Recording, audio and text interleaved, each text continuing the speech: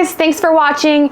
If you're interested in some behind the scenes bonus footage of this project, such as what I learned, what went wrong, what I will and won't be doing for future projects, stay tuned for this next bit. Okay, so this dresser was actually in my living room for about 6 years. I bought it at a garage sale for $25. Yeah. So I didn't refinish it, I just put it in my living room and it looked pretty good as is, even though it was definitely old. But after having 3 boys, it definitely got tarnished pretty quickly. So I have always wanted to refinish this dresser and see what it looks like completely refinished. That being said, there still are some things I probably would have done differently looking back after it was all complete. Number one being I probably would have used a toner.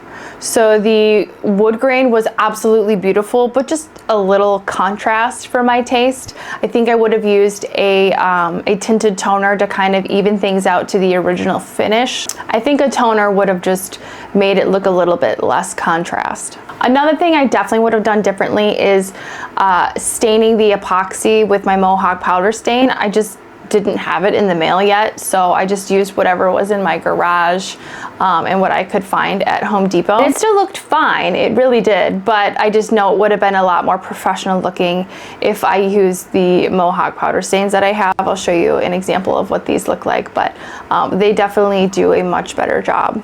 The last thing I probably would have done differently with this project is use acetone for that curved cabinet. It just took forever to hand sand and I couldn't use an orbital sander, and the curved scraper I had wasn't cutting it. It cut my finger instead, as you'll see in this clip. It just wasn't worth it. So I just opted to hand sanding because I didn't have the confidence in acetone yet. I didn't do enough research. I didn't want to ruin the wood.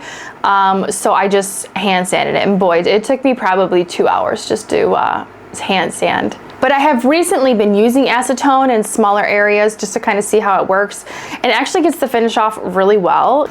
I probably would have used acetone on the legs and the base as well, just because it's hard to reach. Some people do actually disassemble the legs and the base and refinish them separately and then reassemble it to the dresser.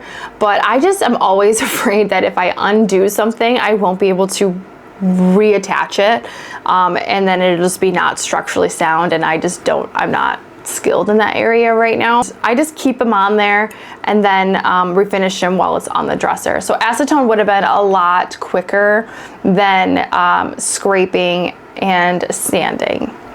Overall, I think this piece turned out really beautiful, and I was really sad to see it go, but I know the guy that bought it is going to treat it well and do it justice.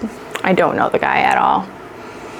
I actually don't know the guy at all. Again, though, no project's gonna be perfect. There's always gonna be something I could have done better. I am not a professional by any means. I just have experience, I guess you would say. So I have learned, and I am still learning. I learned by failures and I learned by successes. I learned through YouTubers. I learned through just asking people questions. So I just have to remember not to get so focused on all the little imperfections at the end of each project, because there's always going to be something to pick at. So yeah, if you've made it to the end of this video, thanks again for watching, and stay tuned for next time.